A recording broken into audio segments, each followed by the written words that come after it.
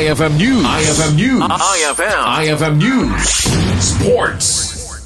Nasurok talugasot 50 agan ganaet a delegado di makipagpaset iti 10th Senior Aerobic Gymnastics Asian Championships a maangay jay Tagaytay City Velodrome inton Agosto 4 agingga 7.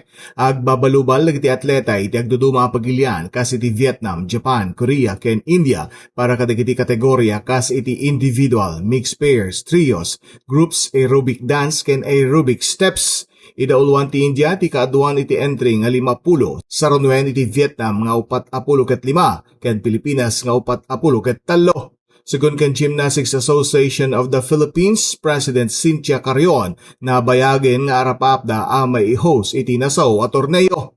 Numan pay nairot iti kompetisyon pambato ti Pilipinas para iti medalya the mixed pair Arsenio Cadios ken Shermaine Dollar kaspay iti women's individual ken trios.